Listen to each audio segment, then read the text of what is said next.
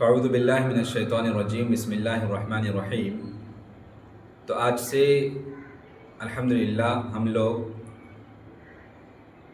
تیسرے پارے کی شروعات کرنے جا رہے ہیں۔ اللہ سبحانہ و تعالیٰ سورۃ البقرہ میں آیت نمبر 252 میں فرماتے ہیں تِلْكَ الرُّسُلُ فَضَّلْنَا بَعْضَهُمْ عَلَى بَعْضٍ مِّنْهُمْ مَا كَلَّمَ اللَّهُ وَرَفَعَ بَعْضَهُمْ دَرَجَاتٍ وَآتَيْنَا عِيسَى ابْنَ مَرْيَمَ الْبَيِّنَاتِ وَأَيَّدْنَاهُ بِرُوحِ الْقُدُسِ وَلَوْ شَاءَ اللَّهُ مَا اقْتَتَلَ الَّذِينَ مِن بَعْدِهِم مِّن بَعْدِ مَا جَاءَتْهُمُ الْبَيِّنَاتُ وَلَٰكِنِ اخْتَلَفُوا فَمِنْهُم مَّنْ آمَنَ وَمِنْهُم مَّنْ كَفَرَ وَلَوْ شَاءَ اللَّهُ مَا اقْتَتَلُوا وَلَٰكِنَّ اللَّهَ يَفْعَلُ مَا يُرِيدُ۔ یہ سب رسول فضیلت دی ہم نے ان کے بعض کو بعض پر، تلک الرسل یہ سب رسول فضلنا بعضهم علی بعض فضیلت دی ہم نے ان کے بعض کو بعض پر، منہم من کلم اللہ کچھ ان میں سے ایسے ہیں جن سے اللہ نے بات چیت کی، اللہ نے کلام فرمایا، ورفع بعضهم درجات اور اللہ سبحانہ و تعالیٰ نے ان کے بعض کو بعض پر بلند کیا درجوں میں، بعضهم درجات وآتینا عیسی ابن مریم البینات ہم نے عیسیٰ ابن مریم کو واضح دلائل یعنی معجزات عطا کیے، وَأَيَّدْنَاهُ اور قوت دی ہم نے اس کو، بروح القدس اور ساتھ میں روح القدس کے یعنی جبرائیل علیہ السلام کے، وَلَوْ شَاءَ اللَّهُ مَا اقْتَتَلَ الَّذِينَ مِن بَعْدِهِم مِّن بَعْدِ مَا جَاءَتْهُمُ الْبَيِّنَاتُ اور اگر چاہتا اللہ تو نہ باہم لڑتے وہ لوگ آپس میں نہیں لڑتے، وَلَوْ شَاءَ اللَّهُ اور اگر اللہ چاہتا مَا اقْتَتَلَ الَّذِينَ تو وہ لوگ آپس میں نہیں لڑتے، من بعد ما جاءتهم البینات وہ لوگ جو ہوئے ان رسولوں کے پیچھے وہ آپس میں نہیں لڑتے، اختلاف نہیں کرتے، بعد اس کے کہ ان کے پاس واضح نشانیاں آ چکی تھیں، ولیکن اختلفوا لیکن انہوں نے اختلاف کیا، فمنہم من آمن ومنہم من کفر اور ان میں سے کچھ نے ایمان لایا اور کچھ ان میں سے وہ ہیں جنہوں نے کفر کیا، وَلَوْ شَاءَ اللَّهُ مَا اقْتَتَلُوا اگر اللہ چاہتا تو وہ باہم آپس میں نہیں لڑتے، اختلاف نہیں کرتے، وَلَٰكِنَّ اللَّهَ يَفْعَلُ مَا يُرِيدُ لیکن اللہ کرتا ہے جو وہ چاہتا ہے۔ ان آیات میں اللہ تعالیٰ نے یہ بیان فرمایا ہے کہ اللہ تعالیٰ نے بعض رسولوں کو دوسرے رسولوں پر فضیلت عطا فرمائی ہے۔ پہلے تو انہیں تمام لوگوں پر فضیلت عطا فرمائی کہ ان کی طرف وحی نازل کر دی گئی، تو عوام الناس سے زیادہ فضیلت والے رسول ہیں۔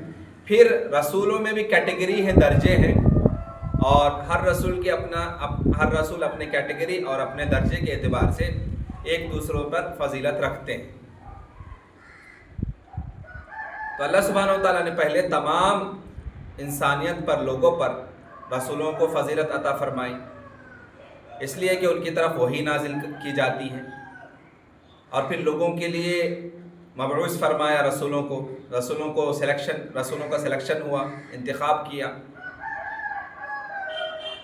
پھر انہوں نے اللہ کے مخلوق کو اللہ کی طرف دعوت دی، دین اسلام کی طرف بلایا، پھر اللہ سبحانہ و تعالیٰ انہیں ایک دوسرے پر فضیلت دی، یعنی رسولوں پر فضیلت دی کہ ان میں درست افعال اور لوگوں کو نفع پہنچانے جیسی خاص خوبیاں دی۔ موسیٰ علیہ السلام کو اللہ سبحانہ و تعالیٰ سے بات چیت کرنے کا، ہم کلام ہونے کا خاص شرف عطا فرمایا، اور ہمارے نبی محمد صلی اللہ علیہ وسلم کو دوسرے انبیاء سے افضل بنایا، اور آپ میں صلی اللہ علیہ وسلم میں وہ تمام فضیلتیں جمع فرما دیے جو دوسرے رسولوں کو الگ الگ ملے تھے، اور آپ کو ایسے مناقب درجے پر، اسٹیٹس پر قائم رکھا، جس کی وجہ سے آپ صلی اللہ علیہ وسلم اولین اور آخرین سے اشرف قرار پائے۔ وَآتَيْنَا عِيسَى ابْنَ مَرْيَمَ الْبَيِّنَاتِ، اور ہم نے عیسیٰ ابن مریم کو معجزات عطا فرمائے، جن سے ثابت ہوتا ہے کہ عیسیٰ علیہ السلام اللہ کے بندے ہیں، عیسیٰ علیہ السلام اللہ کے رسول ہیں، اور مریم کی طرف نازل ہونے والا اللہ کا کلمہ اور اس کی طرف سے آنے والی ایک روح ہے۔ تو عیسیٰ علیہ السلام جس کو کرسچنس لوگ اپنا مسیحا مانتے ہیں، اور اس میں بھی بعض لوگ کہتے ہیں کہ ہمارے خدا ہیں، اور بعض لوگ نعوذ باللہ کہتے ہیں کہ یہ خدا کے بیٹے ہیں، تو اس کی تردید فرمائی گئی کہ ان کے پاس جو بھی میراکلز تھے، جو بھی معجزات تھے، وہ معجزہ وہ اپنی طرف سے کچھ نہیں کرتے تھے، بلکہ اللہ سبحانہ و تعالیٰ کی طرف سے وحی نازل ہوتی تھی، اور وہ اللہ کے بیٹے نہیں ہیں، اس لیے کہ اللہ الصمد، اللہ بے نیاز ہے، لم یلد ولم یولد، اللہ سبحانہ و تعالیٰ کے پیرنٹس بھی نہیں ہیں، ان کی چلڈرنس بھی نہیں ہیں، تو اللہ تعالیٰ کے ماں باپ والدین بھی نہیں ہیں، اور نہ ہی ان کے کوئی اولاد ہے، اللہ بے نیاز ہے، اللہ اس نقص سے پاک ہے، سبحان اللہ۔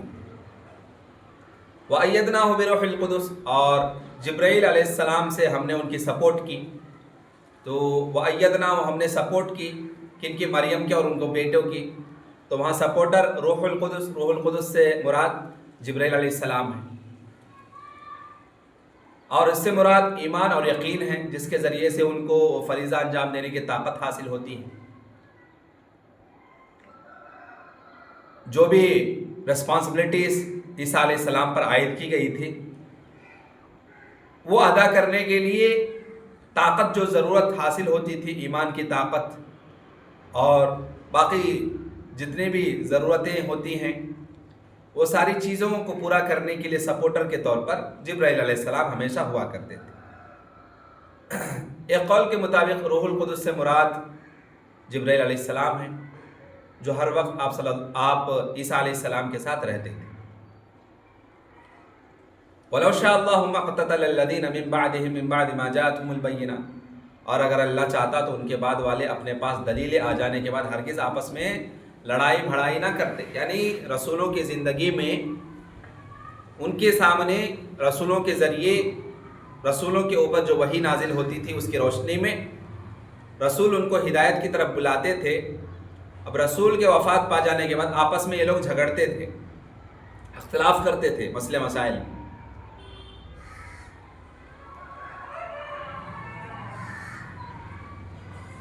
دلائل کی وجہ سے سب مومن اور متحد ہو جاتے، ایسا ہوتا، وَلَكِنِ اخْتَلَفُوا فَمِنْهُمْ مَنْ آمَنَ وَمِنْهُمْ مَنْ كَفَرَ، لیکن انہوں نے آپس میں اختلاف کر لیا، دلائل آ جانے کے باوجود بھی، واضح دلائل آنے کے باوجود بھی آپس میں وہ لوگ اختلاف کر لیا، اور کچھ لوگ مومن ہوئے تو کچھ لوگ کافر ہو گئے۔ اب اختلاف کے نتیجے میں کیا ہوا، اس کا رزلٹ کیا ہوا؟ افتراق، دوریاں، دشمنی، نفرت، لڑائی ہوئی مومن اور کافر کے درمیان۔ اس کے باوجود اگر اللہ چاہتا تو اختلاف کے باوجود لڑائی تک نوبت نہ پہنچتی، اگر اللہ چاہتا۔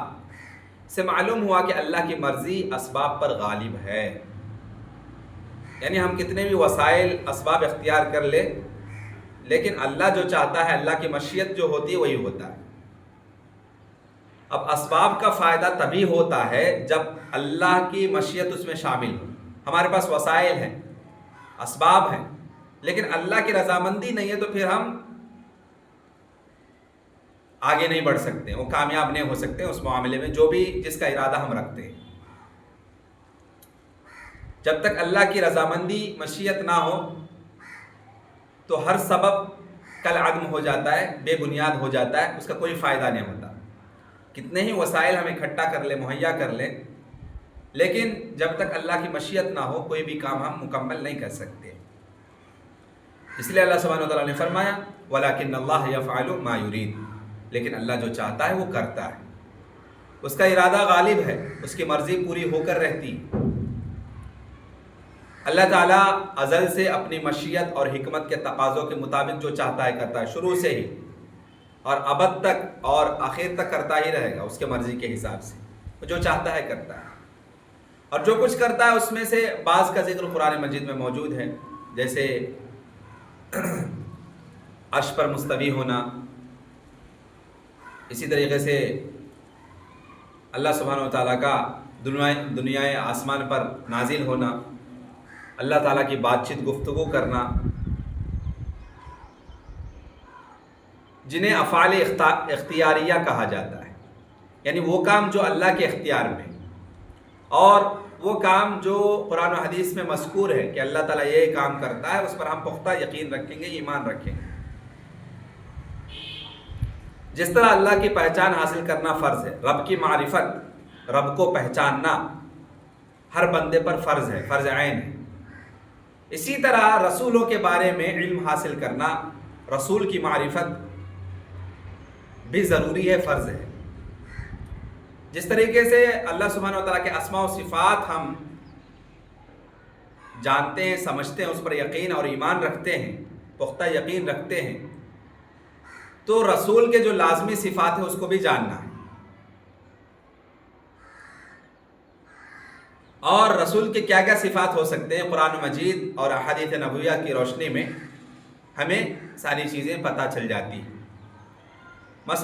مثال کے طور پہ رسول صلی اللہ علیہ وسلم یا جو بھی رسول ہوتے ہیں، سب سے پہلی صفت یہ ہے کہ وہ مرد ہوتا ہے، عورتیں کبھی رسول نہیں ہوا کرتی۔ دوسرے، وہ بستیوں میں رہنے والوں میں مبعوث ہوتے ہیں، یعنی پھر الگ سے کہیں سے نہیں، بلکہ جو کمیونٹی، جس کمیونٹی میں سدھار لانا ہے،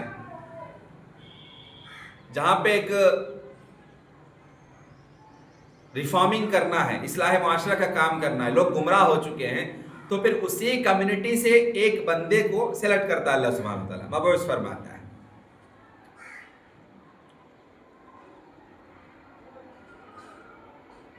اور رسول اللہ کے چنندہ، منتخب، سلیکٹڈ اور پسندیدہ بندے ہوتے ہیں، اللہ کے چہیدے بندے ہوتے ہیں۔ رسول میں ایسی خوبیاں موجود ہوتی ہیں جو انہیں اس انتخاب کا اہل بنا دیتی ہیں، وہ کیریکٹر پہلے سے ان میں موجود ہوتی ہے، اس لیے اللہ سبحانہ وتعالیٰ ان کو سلیکٹ کرتا ہے۔ ان میں پہلے سے ہی کوئی خرابی نہیں ہوتی جو منصب رسالت کے منافی ہو، پہلے سے وہ جھوٹ کبھی نہیں بولے ہوتے، پہلے سے وہ خیانت نہیں کیے ہوتے، پہلے سے ہی وہ حق بولنے والے ہوتے، اور پہلے سے وہ قابل نفرت جسمانی عیوب سے پاک ہوتے ہیں، جسمانی طور پر بھی کوئی نقص پہلے سے ہی نہیں ہوتا ان میں۔ اور اگر کچھ نقص بھی ہو کسی چیز کے تعلق سے، یہ جو صفات ہیں، تو اللہ سبحانہ و تعالیٰ فوراً اصلاح کر دیتا ہے اس کی۔ اللہ نے انہیں وحی کے لیے مخصوص فرمایا ہے، اس لیے ان پر ایمان لانا ضروری ہے، ان کی اطاعت کرنا بھی ہم پر فرض عین ہے۔ جو آدمی کسی نبی پر تنقید کرے، اپوز کرے ان کی باتوں کو، یا اس کی شان میں گستاخی کرے، وہ بندہ کافر ہو جاتا ہے، اور اسے قتل کرنا واجب ہے۔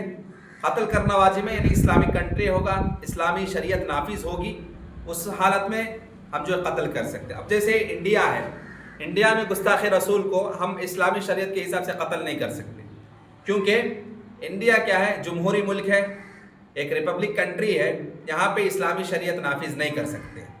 البتہ اسلامک کنٹری ہے اور وہاں اسلام شریعت کا نفاذ ہوتا ہے، اسلامی شریعت کا نفاذ ہوتا ہے، اور کورٹ، لا اینڈ آرڈر، ساری چیزیں جو ہے اسلامی شریعت کے مطابق چلتی ہے، تو وہاں پر پھر کوئی گستاخی کرے گا نبی کی شان میں، تو پھر وہاں ان کو قتل کرنا واجب ہو جاتا ہے۔ لیکن ریپبلک کنٹری یا مائنارٹی، جہاں مسلم مائنارٹیز میں ہوں، اقلیت میں ہوں، پھر مسلم اقلیتی ممالک میں یہ حکم واجب نہیں ہوگا، کیونکہ وہاں جو ریپبلک کنٹری میں، چاہے وہاں کا بادشاہ ہوگا یا گورنر ہوگا یا وہاں کا جو جنرل کمانڈر ہوگا یا پریزیڈنٹ ہوگا یا پرائم منسٹر ہوگا، تو وہاں کی جو کورٹ ہے، کورٹ فیصلہ کرے گی۔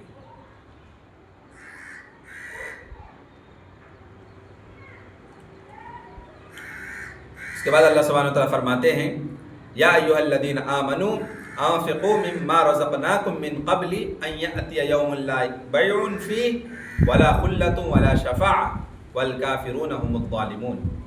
اے مومنو، اے لوگو جو ایمان لائے ہو، انفقوا مما رزقناکم، خرچ کرو تم اس میں سے جو دیا ہے ہم نے تم کو.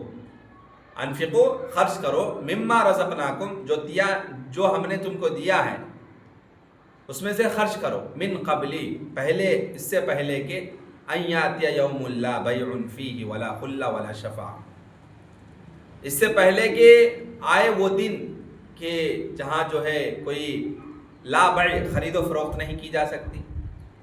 لا بیع فیہ، جس میں کوئی خرید و فروخت نہیں کی جا سکتی. ولا خلۃ، اور نہ کوئی دوستی کام آئے گی. ولا شفاعۃ، نہ کوئی ریکمنڈیشن کرنے والا ہوگا، نہ کسی کی شفاعت کام آئے گی، کسی کی شفاعت کام آئے گی، سفارش کام آئے گی. والکافرون هم الظالمون، اور کافر لوگ وہی ہیں جو ظالم ہیں. تو اللہ کا اپنے بندوں پر یہ بھی احسان ہے کہ اس نے حکم دیا ہے کہ اسی کے دیے ہوئے رزق میں سے تھوڑا سا واجب اور مستحب صدقہ پیش کریں. یعنی جب زکوٰۃ واجب ہو جاتا ہے اس پر، تو جو زکوٰۃ واجب ہوتا ہے، فار ایگزامپل 85 گرامز گولڈ ہے آپ کے پاس، یا اس کے ایکول کرنسی ہے، اماؤنٹ ہے، یا 545، اگر سلور میں دیکھیں گے تو 545 گرام سلور ہے آپ کے پاس، یا ایکول ٹو اتنا اماؤنٹ کرنسی ہے آپ کے پاس، اور 1 سال اس پر گزر جاتا ہے. 1 سال آپ کی مٹھی میں، آپ کی ملکیت میں، آپ کے انڈر میں ہوتا ہے، آپ کے اتھارٹی میں ہوتا ہے. 1 سال گزرنے کے بعد آپ پر زکوٰۃ واجب ہے. آپ اس میں سے 2.5%، چاہے سونا ہے یا چاندی ہے، تو اس میں سے چاہے تو اسی چیز میں سے 2.5% نکال دیں. وہ جتنا 100% ہوتا ہے اس کا 2.5%، یا اس کی قیمت نکال دیں، اس کے 2.5% کا جو جتنا قیمت ہوگا وہ قیمت نکال دیں. یا اس کے ایکول آپ کے پاس کرنسی اماؤنٹ ہے تو اماؤنٹ کا 2.5% آپ نکال دیں گے. یہ واجب ہے. زکوٰۃ واجب ہونے کے بعد اتنا نکالنا ضروری ہے.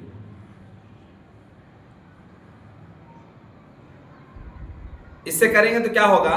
یہ واجب زکوٰۃ جو ہے یا مستحب صدقہ جو ہے، غریب و مساکین میں صدقہ خیرات کرنا، یہ ان کے لیے ثواب کا ذریعہ ہو جائے گا. اور اللہ سبحانہ و تعالیٰ اس دن زیادہ ہو کر ملے گا جس دن 1000 ایک ذرہ برابر بھی نیکی کی ضرورت ہوگی تو مل نہیں سکے گی. تو اس دن کام آئے گی. قیامت میں ذرہ برابر بھی نیکی ہم چاہیں گے کہ کوئی مجھے دے دے تو کوئی نہیں دینے والا وہاں پہ. اگر انسان زمین بھر سونا فدیہ کر دے، اللہ کو دے دے، زمین بھر سونا، آسمان و زمین بھرے ہوئے سونا دے دے اللہ کو، اور چاہے کہ جہنم کی آگ سے بچ جاؤں، وہاں کوئی جہنم کی آگ سے بھی نہیں بچانے والا. اس دن کے عذاب سے کوئی نہیں بچائے گا.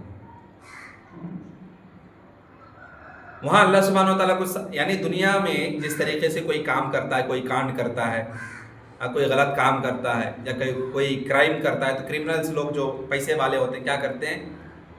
پیسوں میں سارے معاملات نپٹا لیتے ہیں رشوت دے کر. تو یہ سارے یعنی جتنے بھی لا اینڈ آرڈر کے ڈپارٹمنٹ سے پورے کرپٹڈ اللہ ماشاء اللہ. ایسا ہی انسان چاہے گا کہ اس دنیا یعنی آخرت کی زندگی میں بھی عذاب سے بچنے کے لیے اللہ کو سونا چاندی دینا چاہے گا. وہ بھی زمین و آسمان کا سونا چاندی بھر کر دینا چاہے. اتنا ہی نہیں، اپنے فیملی ممبرس کو بھی چاہے گا کہ اس کے بدلے، اس عذاب کے بدلے میں میرے فیملی ممبرس کو بھی تو رکھ لے. ساری چیزوں کو فدیہ دینا چاہے گا.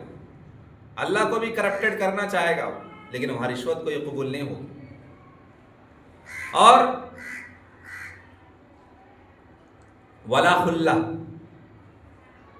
وہاں خلہ خلیل کی جمع خلہ ہے. خلیل کہتے ہیں دوست کو، خلتن دوستی. وہاں کوئی دوستی کام نہیں آئے گی. اس دنیا میں جو ہے نا جی، اس دنیا میں جب مصیبت میں پھنسے ہوتے ہیں تو واقعی جو اپنا چہیتا دوست ہوتا ہے، جو واقعی دوستی نبھاتا ہے، مصیبت کے وقت میں ضرور آگے کام آئے گا. لیکن آخرت کی جو مصیبت ہے نا، عذاب سے بچنا، اس مصیبت میں کوئی دوست بھی کام نہیں آنے والا. ولا شفاعہ، اور نہ شفاعت کے ذریعے سے کوئی ریکمنڈیشن میں. دنیا میں کیا ہوتا، کوئی کرائم کر دیتے ہیں، ایم ایل اے کا ریکمنڈیشن، ایم پی کا ریکمنڈیشن، یا کوئی جو ہے کارپوریٹو بینک چلانے والا ہے اس کے ریکمنڈیشن سے لا اینڈ آرڈر کے کرپٹڈ جو لوگ ہوتے ہیں پیسوں میں معاملہ نپٹا لیتے ہیں، ریکمنڈیشن ہو جاتی ہے. لیکن وہاں کسی کی ریکمنڈیشن نہیں چلی. والکافرون هم الظالمون، اور اس دن اہل باطل خسارے میں ہوں گے اور ظالم رسوا ہوں گے، ذلیل ہوں گے. تو ظالم وہ ہے جو ایک چیز کو اس کے محل سے ہٹا کر دوسری جگہ رکھ دیتے، اس کو ظالم کہا جاتا ہے. تو یہاں کیا ہے، یہاں ظالم اس لیے کہا گیا،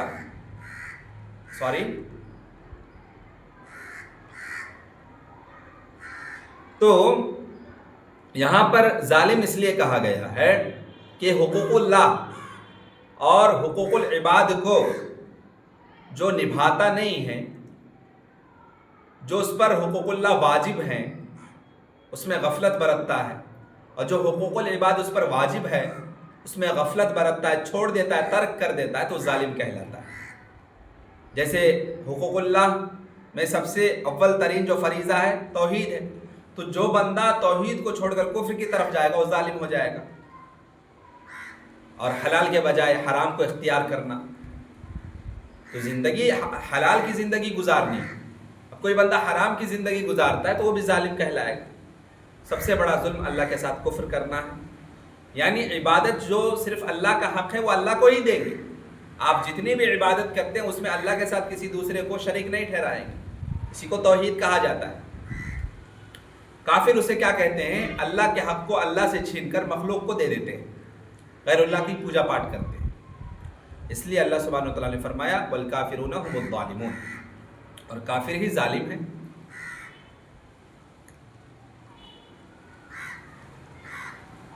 جس طریقے سے اللہ سبحانہ وتعالیٰ سورہ لقمان میں فرماتے ہیں ان الشرک لظلم عظیم، کہ بے شک شرک بہت بڑا ظلم ہے. شرک میں کیا ہوتا، اللہ کا جو حق ہے نا وہ چھین کے دوسروں کو دے دیتے. عبادت کرنا اللہ کا حق ہے، یا تو دوسروں کلی طور پر دوسرے کی پوجا پاٹ کرتے ہیں، یا تو پوجا عبادت تو کرتے ہیں، عبادت میں کسی ولی اللہ کو غیر اللہ کو شامل کر لیتے ہیں. اس طریقے سے ظلم کیا جاتا ہے. تو ظالم ہے بندہ جو شرک کرتا ہے، مشرک ظالم ہے، سب سے بڑا ظالم. اس کے بعد اللہ لا الہ الا هو الحی القیوم لا تأخذه سنة ولا نوم له ما في السماوات وما في الأرض ما ذا الذي يشفع عنده إلا بإذنه يعلم ما بين أيديهم وما خلفهم ولا يحيطون بشيء من علمه إلا بما شاء وسع كرسيه السماوات والأرض ولا يؤوده حفظهما وهو العلی العظیم. یہ آیت الکرسی ہے. یہ آیت قرآن مجید کی عظیم ترین آیت ہے، اور یہ قرآن مجید میں سب سے افضل آیت ہے جس میں عظیم مسائل اور اللہ کی صفات کریمہ بیان ہوئی ہیں. اس لیے بہت سی احادیث میں اس کی تلاوت کی ترغیب وارد ہے کہ اسے صبح شام اس کی تلاوت کرنی چاہیے، سوتے وقت اس کی تلاوت کرنی چاہیے، اور فرض نمازوں کے بعد پڑھی جانی چاہیے. اس کی ترغیب ملتی ہے اور اس کی فضیلت بہت سارے احادیث میں ہمیں ملتی ہے. تو مجھے اور آپ کو آیت الکرسی صبح شام کے اذکار میں شامل کرنا چاہیے. سونے سے پہلے جو ہے آیت الکرسی کا اہتمام کرنا چاہیے، اور فرض نمازوں کے بعد بھی آیت الکرسی کا اہتمام کرنا چاہیے. اللہ تعالیٰ نے اپنے ذات کے بارے میں فرمایا لا الہ الا ہو، اللہ ہی معبود برحق ہے. یعنی عبادت، جتنی بھی عبادت کے اقسام ہیں وہ صرف اللہ سبحانہ و تعالیٰ کے لیے کی جائے گی، اللہ سبحانہ و تعالیٰ کے لیے ہی خاص کیا جائے گا، اسی کی رضامندی، اسی کی خوشنودی حاصل کرنے کے لیے کی جائے گی. عبادات کے جتنے بھی قسمیں ہیں، روزہ، نماز، زکوٰۃ، حج، سجدہ کرنا، نظر و نیاز، منت، قربانی، قسم کھانا، تو عبادات کی جتنے بھی قسمیں ہیں تمام تر قسمیں صرف اللہ سبحانہ و تعالیٰ کے ہی لیے لائق و زیبا ہے. اس کے علاوہ کوئی اس عبادت کا مستحق نہیں. معبود برحق صرف اللہ سبحانہ و تعالیٰ ہے. یعنی پوجا کی جائے گی، عبادت کی جائے گی تو صرف اللہ کی. لہذا ہر قسم کی عبادت اور اطاعت اسی کے لیے ہونی چاہیے، کیونکہ وہ تمام صفات سے متصف ہے اور عظیم نعمتیں دینے والا ہے۔ بندے کا یہ حق ہے کہ اپنے رب کا بندہ بن کر رہے، اس کے احکامات کی تعمیل کرتا رہے، اس کے منع کیے ہوئے کاموں سے بچتا رہے۔ اللہ کے سوا ہر چیز باطل ہے، اس کے سوا ہر ایک کی عبادت باطل ہے، کفر ہے، کیونکہ اللہ کے سوا ہر چیز مخلوق ہے اور ناقص ہے اور ہر لحاظ سے محتاج ہے، لہذا کسی قسم کی کسی عبادت کا حق کوئی دوسرا مخلوق نہیں رکھتا۔ الحی القیوم، وہ زندہ اور سب کا تھامنے والا ہے۔ الحی زندہ، القیوم سب کچھ تھامنے والا، سب کچھ اس کے کنٹرول میں۔ ان دو اسماء حسنہ الحی القیوم میں دیگر تمام صفات کی طرف اشارہ موجود ہے، وہ دلالت اور مطابقت سے ہو یا دلالت تضمن سے ہو یا دلالت لزوم سے ہو۔ الحی سے مراد وہ ہستی ہے جسے کامل حیات حاصل ہو۔ الحی جو ہمیشہ زندہ رہنے والا ہے، ازل سے ابد بھی رہے گا، وہ ہمیشہ کے لیے رہے گا، تو وہ اللہ سبحانہ و تعالیٰ جسے کامل حیات حاصل ہے۔ اور الحی میں وہ تمام صفات ذاتیہ آ جاتی ہیں، سننا، دیکھنا، جاننا، قدرت رکھنا وغیرہ ساری چیزیں، یہ اللہ سبحانہ و تعالیٰ کے لیے خاص ہے۔ یعنی اللہ سبحانہ و تعالیٰ جس طریقے سے سنتا ہے، وہ کس طریقے سے سنتا ہے، کیسے سنتا ہے، دوسرے مخلوق سے اس کی کمپیریزن نہیں کی جائے گی۔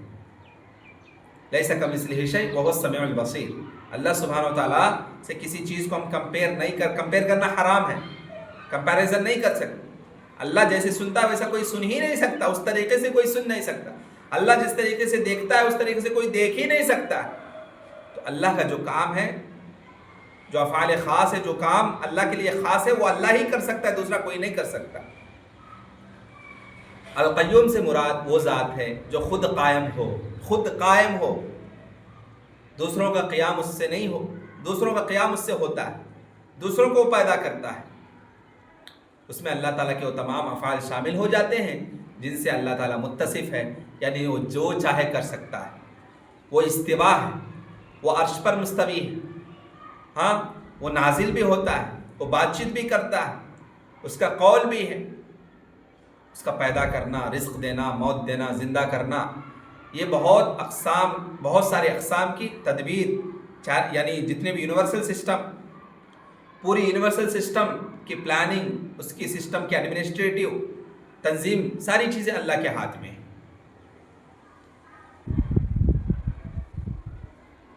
اس لیے بعض محققین کا یہ کہنا ہے کہ یہی وہ اسم اعظم ہے جس کے ذریعے کی ہوئی دعا رد نہیں ہوتی ہے۔ سمجھ رہے؟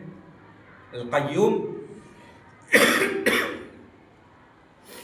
وہ اسم اعظم ہے جس کے ذریعے سے کوئی بھی دعا آپ کریں گے نا تو دعا آپ کی رد نہیں ہوگی۔ اس کے حوالے سے، اللہ کے اسماء و صفات کے حوالے سے اس وسیلے سے دعا کرنا یہ جائز ہے، جائز وسیلہ ہے۔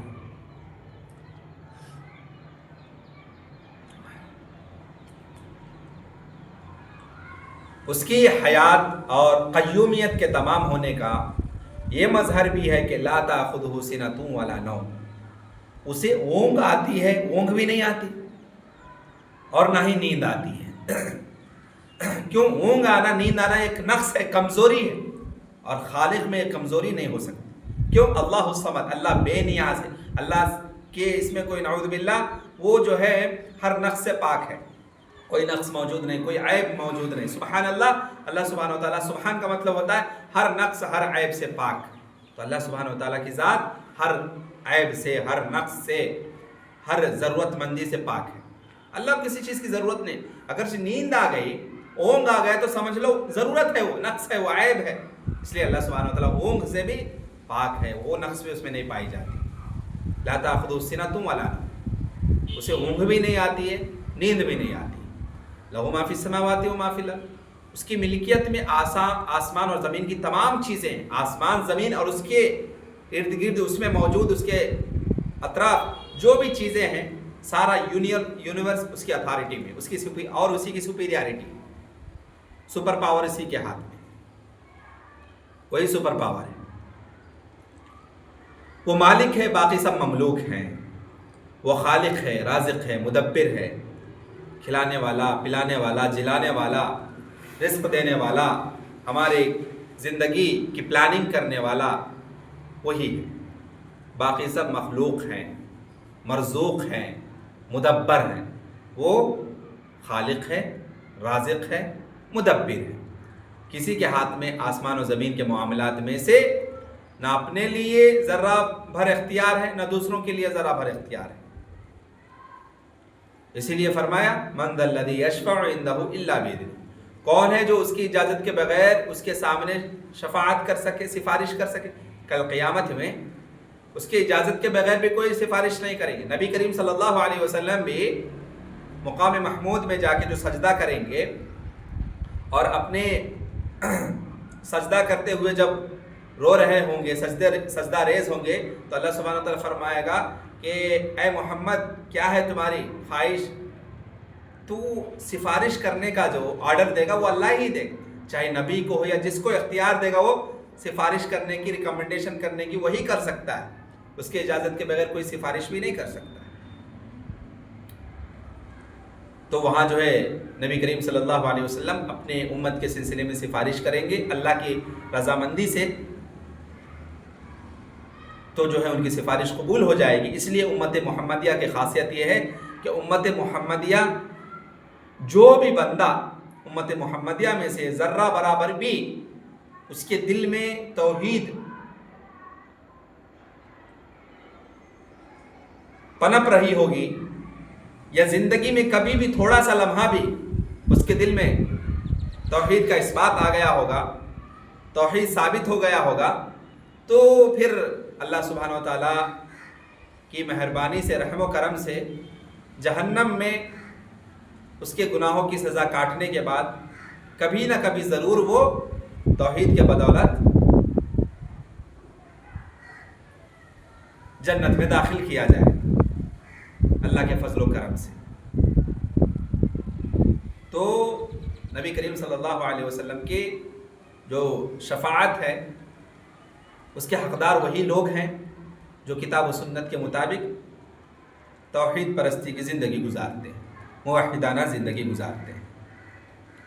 بہرحال یہاں بتایا گیا کہ من ذا الذی یشفع عندہ الا باذنہ، اللہ کی اجازت کے بغیر کوئی سفارش، ریکمنڈیشن بھی نہیں کر سکتا. تو شفاعت کا مالک بھی اللہ تعالیٰ ہے. لیکن وہ جب کسی بندے پر رحم کرنا چاہے گا تو اپنے جس بندے کی عزت افزائی کرنا چاہے گا اسے اس حق میں شفاعت کی اجازت دے دے گا. امت محمدیہ کی سپورٹ کرنی چاہیے تو محمد صلی اللہ علیہ وسلم کو اجازت دے گا کہ ٹھیک ہے ان کی طرف سے ریکمنڈ کرو، میں تمہاری ریکمنڈیشن قبول کرتا ہوں. تو اس کی اجازت کے بغیر کوئی ریکمنڈیشن بھی نہیں کر سکتا ہے. کسی کی ریکمنڈیشن بھی قابل قبول نہ ہوگی، وہاں کسی کی زبان ہی نہیں کھلے گی ریکمنڈیشن کرنے کے لیے، ریکویسٹ کرنے کی، شفاعت کے لیے. تو شفاعت کی اجازت بھی اللہ سبحانہ و تعالیٰ دے گا. اس کے بعد ہی نبی کریم صلی اللہ علیہ وسلم سفارش کریں گے. تو اللہ کی اجازت ملنے سے پہلے کوئی قیامت میں شفاعت نہیں کر سکتا. پھر فرمایا یعلم ما بین ایدیہم وما خلفہم، وہ جانتا ہے جو ان کے سامنے ہے اور جو ان کے پیچھے، یعنی ان کے گزشتہ اور آئندہ معاملات سے باخبر ہے. جو ہماری زندگی گزر چکی ہے اس کو بھی جانتا ہے، مستقبل فیوچر جو ہمارا ہے اس کو بھی جانتا ہے، غیب کی باتوں کا علم رکھتا ہے. یعنی وہ تمام معاملات کی تمام تفصیلات جانتا ہے، یعنی اگلے پچھلے، ظاہر پوشیدہ، غیب حاضر، سب کچھ جانتا ہے. بندوں کو ان میں کوئی اختیار حاصل نہیں، اور بندے ذرہ برابر بھی معلومات حاصل نہیں رکھتے سوائے اس کے جو اللہ خبر دیتا ہے. ہمیں وہی چیز معلوم ہوتی ہے جو اللہ کی جانب سے خبر ہوتی ہے. ہر چیز ہم نہیں جانتے. ہمارے پیچھے کیا ہے میں نہیں دیکھ سکتا، میرے پیچھے کیا ہے. مڑوں گا تو اللہ کی توفیق سے کچھ دیکھ سکتا ہوں. ہاں فیوچر غیب ہے، مجھے نہیں پتا. تو وہ چیزیں جو ہمارے کنٹرول میں نہیں ہیں وہ اللہ کے کنٹرول میں ہے. اللہ جو چاہے جیسے چاہے اس کو تصرف کرتا ہے. غیب کی باتیں وہی جانتا ہے، بندوں کو اس میں کوئی اختیار یا کوئی کنٹرول حاصل نہیں، سوائے اس کے کہ جو اللہ خود اس کو بتا دے، ظاہر کر دے اس معاملے کو. اس لیے فرمایا وَلَا يُحِيطُونَ بِشَيْءٍ مِّنْ عِلْمِهِ إِلَّا بِمَا شَاءَ وَسِعَ كُرْسِيُّهُ السَّمَاوَاتِ وَالْأَرْضِ، اور وہ اس کے علم میں سے کسی چیز کا احاطہ نہیں کر سکتے مگر جتنا وہ چاہے۔ اس کی کرسی کی وسعت نے آسمان و زمین کو گھیر رکھا ہے۔ اللہ سبحانہ و تعالیٰ جس کرسی پر بیٹھا ہوا ہے اس کی جو چوڑائی ہے، اس کا جو ایریا ہے، تو اس کی ایریا کی چوڑائی وسعت اتنی ہے، آسمان و زمین کو گھیر رکھا ہے۔ اس سے اس کرسی کی عظمت کا کمال اور اللہ سبحانہ و تعالیٰ کی سلطنت کی وسعت کا پتہ چلتا ہے۔ جب کرسی کی یہ شان ہے کہ آسمان و زمین کو گھیرے ہوا ہے تو پھر سبحان اللہ، اللہ کی کیا شان ہوگی۔ جب کرسی کی یہ شان ہے کہ آسمان و زمین کے اتنے بڑے ہونے کے باوجود ان سے بہت بڑی ہے، حالانکہ وہ اللہ کی سب سے بڑی مخلوق نہیں ہے کرسی، بلکہ اللہ کی اس سے بڑی مخلوق بھی بہت سارے موجود ہیں، کرسی بھی بڑی، لیکن کرسی کتنا بڑا ہے دیکھو، اس کی وسعت کہ آسمان و زمین کو گھیرے ہوئی، صرف کرسی، یعنی عرش اور ایسی مخلوقات جن کا علم صرف اللہ کو ہے۔ اور ان مخلوقات کی عظمت کا تصور کرنے سے بھی ہمارے عقلیں حیران ہو جائیں گی، عاجز ہو جائیں گے۔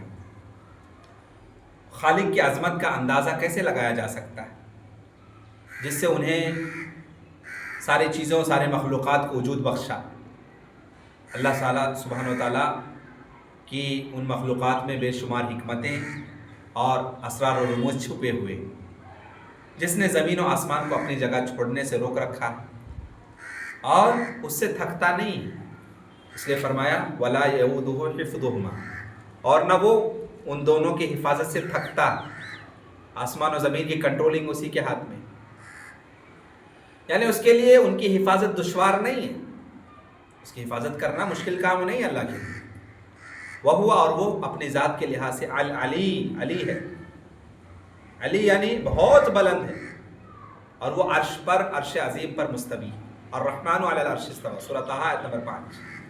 اللہ سبحانہ وتعالیٰ عرش پر مستوی ہو، عرش کہاں ہے؟ ساتوں آسمانوں کے اوپر عرش ہے، اور کرسی پر مستوی ہے اللہ سبحانہ وتعالیٰ۔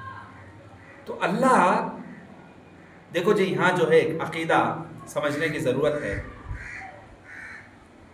اور ایک باطل عقیدے کی نکیر بھی کی جاتی ہے یہاں پہ۔ عقیدہ وحدت الوجود یا حلول کا عقیدہ، جو تصوف کا عقیدہ ہے، صوفی حضرات کا عقیدہ ہے، ہندوؤں کا عقیدہ ہے۔ اس لیے ہندو لوگ کہتے ہیں ہر کنکر میں شنکر نظر آتا ہوں، ہر کنکر میں شنکر نظر آتا ہوں۔ اور تصوف صوفی حضرات کا عقیدہ، ہر چیز میں اللہ حلول کر جاتا ہے، نعوذ باللہ من ذالک، یہ ہو ہی نہیں سکتا، یہ باطل عقیدہ ہے کہ اللہ ہر چیز میں جو داخل ہوتا ہے، ہر چیز میں اللہ موجود ہے، ہر جگہ اللہ موجود ہے۔ کچھ نادان مسلمان بھی یہ عقیدہ رکھتے ہیں، اللہ کہاں ہے جی؟ اللہ ہر جگہ موجود ہے، نعوذ باللہ من ذالک، یہ کہنا بھی شرک ہے، حرام ہے۔ کیوں؟ اللہ ساتوں آسمانوں کے اوپر عرش پر مستوی ہے، کرسی پر بیٹھا ہوا ہے، وہ ہر جگہ موجود نہیں ہو سکتا۔ کوئی نادان مسلمان یہ کہتا ہے تو غلط کام کر رہا ہے، غلط بات کہہ رہا ہے۔ اور یہ عقیدہ تصوف کا عقیدہ، صوفی حضرات کا عقیدہ ہے، صوفی لوگوں کا عقیدہ ہے، اور ہندوانہ رسم و رواج میں یہ عقیدہ پایا جاتا ہے، ہندوتوا کا عقیدہ ہے، ہندوتوا کا کانسیپٹ ہے یہ۔ لیکن نادان مسلمان بھی جو عقیدے کے مباحث کا علم نہیں رکھتے، ان سے بھی جب پوچھا جاتا ہے کہ اللہ کہاں ہے تو وہ بھی کہہ دیتے ہیں پھٹ سے، فوراً سے، کہ اللہ ہر جگہ موجود ہے، نعوذ باللہ من ذالک۔ اللہ ہر جگہ موجود ہے، یہ عقیدہ ہی غلط ہے۔ اللہ عرش پر مستوی ہے، الرحمن علی العرش استوى، اس کے علم کے اعتبار سے اس کا علم ہر جگہ موجود ہے، یعنی جہاں جو کچھ ہو رہا ہے اس کو وہ جان رہا ہے، جان رکھا، جانتا ہے، اور کیا کچھ ہونے والا ہے پوری یونیورس میں، پوری نظام کائنات اس کے ہاتھ میں، اس کی مٹھی میں ہے، اس لیے وہ خالق کائنات ہے، وہ یونیورس کا کریٹر ہے۔ تو بھائیو بہنوں یاد رکھو، اللہ سبحانہ وتعالیٰ جب سے کوئی آپ سے سوال کرے کہ اللہ کہاں پر ہے، کہاں موجود ہے، تو کبھی اپنے زبان سے یہ نہ کہنا اللہ ہر جگہ موجود ہے۔ اللہ عرش پر مستوی ہے، اللہ ہر جگہ موجود ہے کہنا باطل عقیدہ ہے، کفرانہ عقیدہ ہے، صوفی کا تصوف کا عقیدہ ہے، یہ صوفی لوگوں کا حلول کا عقیدہ رکھنا یہ باطل عقیدہ ہے اور انسان کو کافر بنا دیتا ہے، کفر تک لے جاتا ہے یہ عقیدہ۔ اس لیے جو کافر لوگ کہتے ہیں، جو ہندو لوگ ہیں ان کے ہر کنکر میں شنکر نظر آتا ہے ان کو، اس لیے 3 کروڑ سے زیادہ دیوی دیوتائیں ہیں ان کے، 3 کروڑ سے زیادہ، جبکہ اللہ سبحانہ و تعالیٰ کہتا ہے قل هو اللہ احد، اللہ کی ذات صرف واحد ہے، ایک ہے، تنہا ہے۔ اور ہندو لوگ کہتے ہیں 3 کروڑ سے زیادہ دیوی دیوتائیں ہیں۔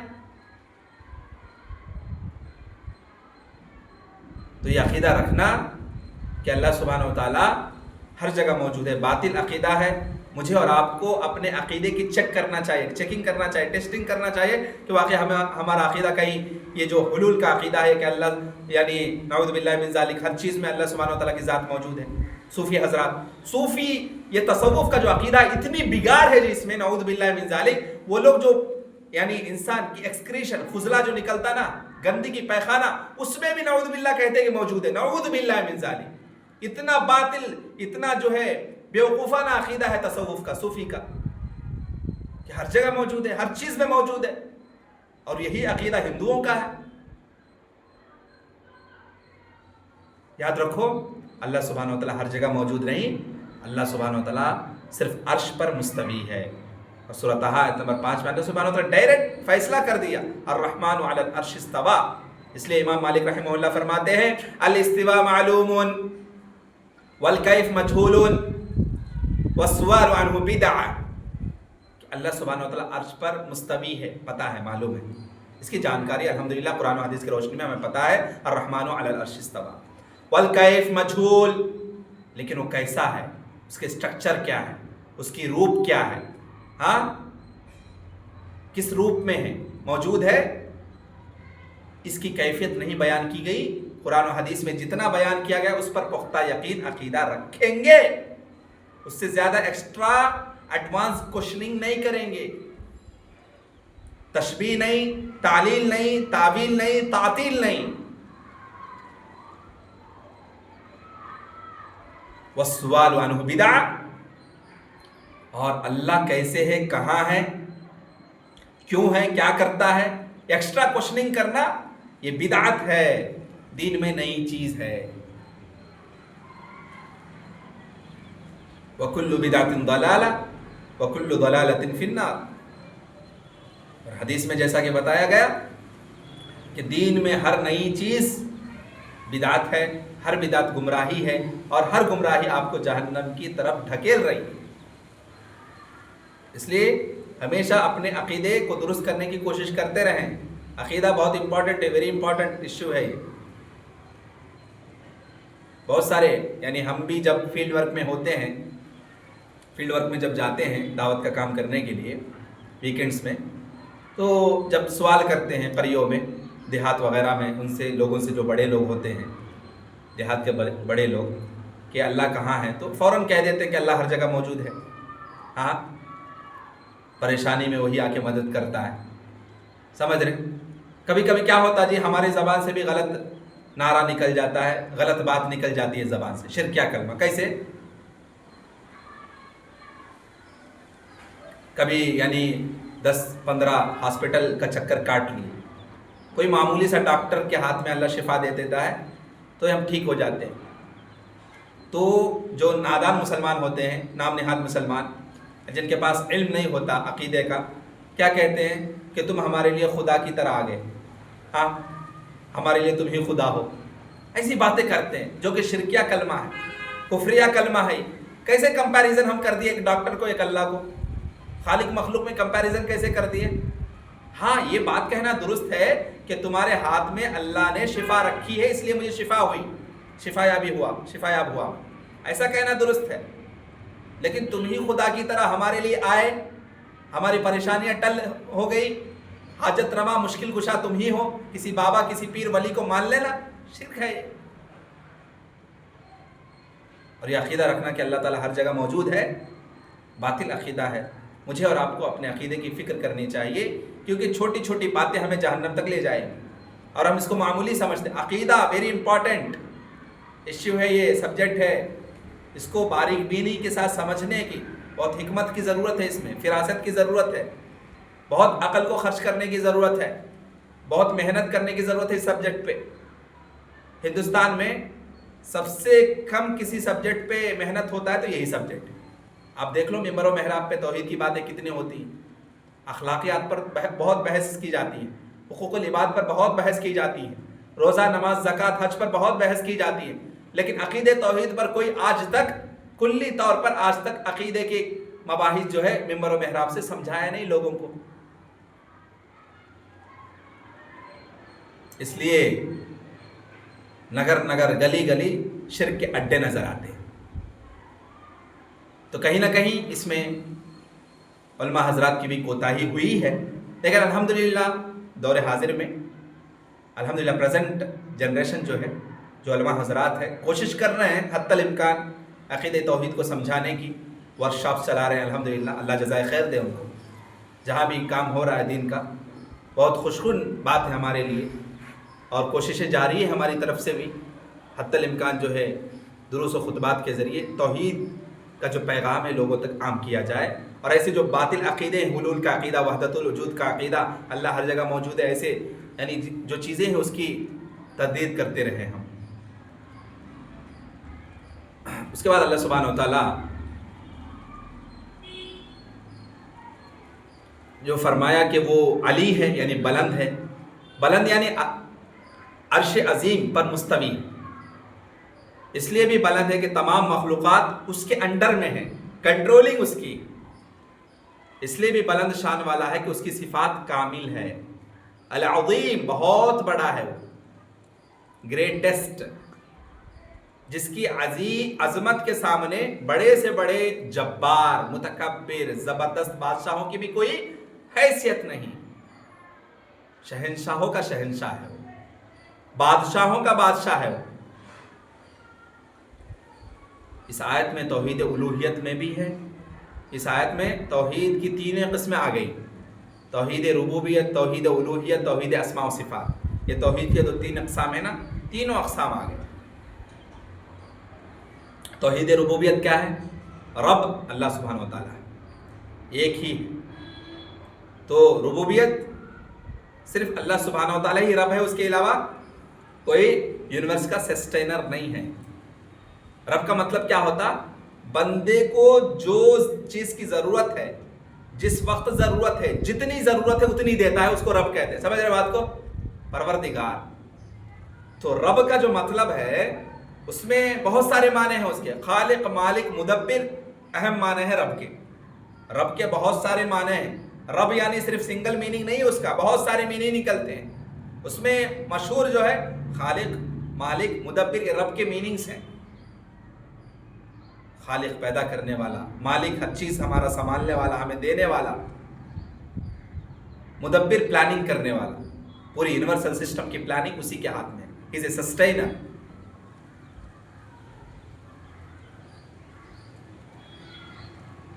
تو یہ توحید ربوبیت۔ توحید الوہیت، عبادت میں معبود صرف وہی اکیلا، یعنی جتنی بھی عبادات کریں گے اس عبادت کا معبود برحق صرف اللہ سبحانہ و تعالیٰ ہے، تنہا تنہا ہے، اس کے علاوہ کوئی معبود ہو ہی نہیں سکتا۔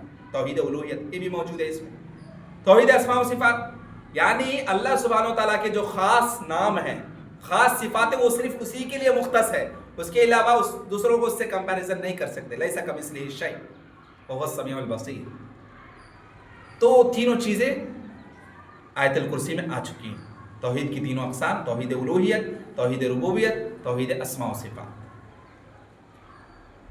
اور اس آیت میں اس کی بادشاہت کا محیط ہونا بھی مذکور ہے، اس کا علم، اس کا کیسا علم ہے اس کے بارے میں بتایا گیا، اور اس کی سلطنت کے وسعت کے بارے میں بتایا گیا، اس کی جلال کے بارے میں بتایا گیا، اس کی عظمت بیان کی گئی، اس کی کبریائی بیان کی گئی۔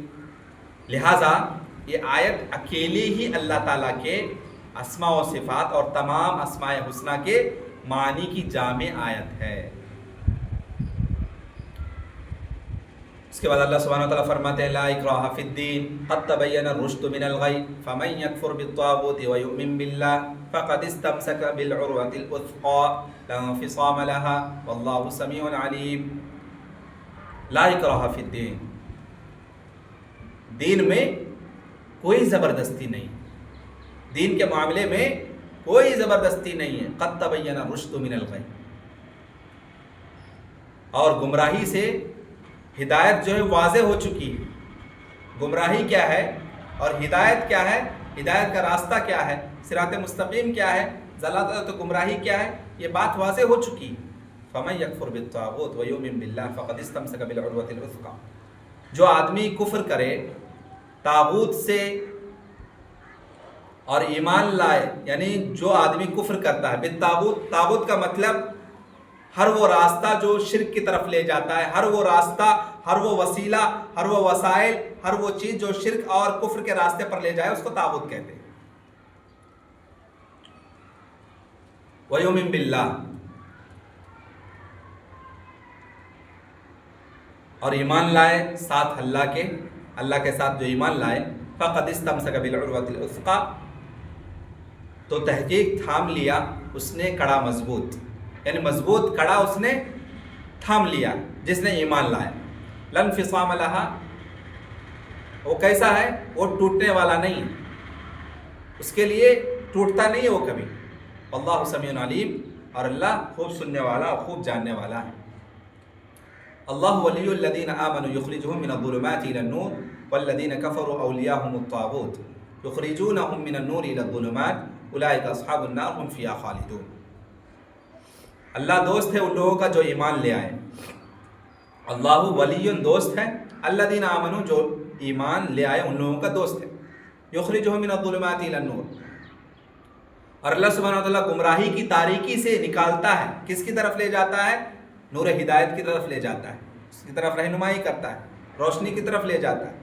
والذین کفروا اولیاءہم الطاغوت، اور وہ لوگ جنہوں نے کفر اختیار کیا وہ شیطان کے دوست ہیں، ان کا دوست شیطان ہے۔ یخرجونہم من النور الی الظلمات، وہ کیا کرتا ہے، ہدایت کے راستے سے گمراہی کے تاریکی کی طرف لے جاتا ہے۔ ہدایت کا جو نور ہے، ہدایت کی جو روشنی ہے، اس کی طرف سے شیطان اس کو کیا کرتا ہے، ضلالت و گمراہی کی تاریکی کی طرف لے جاتا ہے، اندھیروں کی طرف لے جاتا ہے اس کو۔ اولئک اصحاب النار، اور یہی لوگ دوزخی ہیں، ہم فیہا خالدون، اس میں ہمیشہ رہیں گے۔ تو اللہ تعالیٰ فرماتا ہے کہ لا اکراہ فی الدین، دین کے بارے میں کوئی زبردستی نہیں، دینی معاملات میں انسان پر کوئی زبردستی نہیں، اس کی ضرورت بھی نہیں، کیونکہ زبردستی تو اس کام کے لیے کی جاتی ہے جس کے حقائق واضح نہ ہو، یا جو کام انتہائی ناپسندیدہ ہو اس میں زبردستی کی جاتی ہے۔ صراط مستقیم کا تو ہر شعبہ، ہر گوشہ واضح ہے، اور صراط مستقیم کا چپا چپا روشن ہے، نور ہے۔ کوئی بھی سمجھدار آدمی معمولی سا غور و فکر کرے گا تو صراط مستقیم قبول کرنے پر آمدہ ہو جائے گا اس کا دل، لیکن جس کی نیت درست نہ ہو، جس کی نیت اور ارادے غلط رکھتا ہو، ایسا بدظن آدمی حق کو دیکھ کر بھی باطل کو اختیار کر لیتا ہے، اچھی چیز کو دیکھ کر پھر گندی چیز کی طرف مائل ہو جاتا ہے، جس کا دل اچھا نہ ہو، جس کا دل کا ارادہ ہی غلط ہو۔ اللہ تعالیٰ کو کوئی ضرورت نہیں ہے کہ اسے دین کو قبول کرنے پر کسی کو مجبور کرے، کیونکہ اس کا کوئی فائدہ بھی نہیں۔ دین پر عمل کریں گے تو اس میں فائدہ ہمارا ہی، دین کو چھوڑ دیں گے اس میں نقصان ہمارا ہے۔ اللہ، ہم سارے لوگ مومن بن جائیں گے پھر بھی اللہ کا فائدہ نہیں، سارے لوگ کافر بن جائیں گے پھر بھی اللہ کا کوئی نقصان نہیں۔ یہ تو انسان کا معاملہ ہے کہ وہ جنت میں جائے یا جہنم میں جائے، اس میں جانے کے لیے جو یہ سرٹیفیکیشن ہے کے طور پر ہے کہ تم نیک اعمال کرو گے، مومنانہ زندگی گزارو گے تو تمہارے لیے بھلائی ہے، جنت ہے، اور تم اگرچہ برے اعمال کرتے ہو، کفرانہ زندگی گزارتے ہو تو پھر تمہارے لیے جہنم ہے۔ تو یہ ہمارے ہاتھ میں ہے کہ ہم اپنے لیے نفع بخش چیز کو حاصل کرتے ہیں یا نقصان دہ چیز کو حاصل کر رہے ہیں۔ اس لیے کہا گیا کہ دین قبول کرنے پر کسی کو مجبور نہیں کیا جائے گا، زبردستی قبول کرایا گیا ایمان معتبر بھی نہیں ہے۔ کوئی زبردستی کسی کو قبول کیا جا رہا ہے، تم ایمان تلوار کے زور پہ یا ڈرا دھمکا کے کہا جاتا ہے کہ تم دعوت قبول کرو، اسلام قبول کرو، وہ قبول بھی کر لیتا ہے تو دل سے نہ کیا نا، تو پھر اس کا ایمان بھی معتبر نہیں ہے۔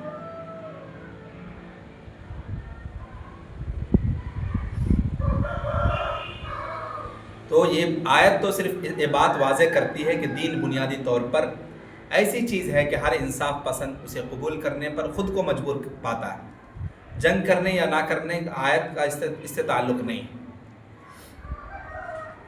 البتہ اس سے استدلال کیا جا سکتا ہے کہ یہود و نصارہ کے علاوہ دوسرے غیر مسلموں سے بھی جزیہ ٹیکس لیا جانا درست ہے۔ جو آدمی غیر اللہ کی عبادت اور شیطان کی اطاعت ترک کر کے چھوڑ کر کے اللہ پر صحیح ایمان لے آئے، جس کے نتیجے میں وہ اللہ کی عبادت اور اطاعت پر قائم ہو جائے، فقد استمسک بالعروۃ الوثقی، تو اس نے مضبوط کڑے کو تھام لیا، یعنی ایسا پختہ دین اختیار کر لیا جس کی بنیادیں بھی مضبوط ہیں اور عمارت بھی بلند اور مضبوط ہے۔ وہ پورے اعتماد سے دین پر قائم رہتا ہے کیونکہ اس نے ایسا مضبوط کڑا تھام لیا، لا انفصام لہا، جو کبھی نہیں ٹوٹے گا۔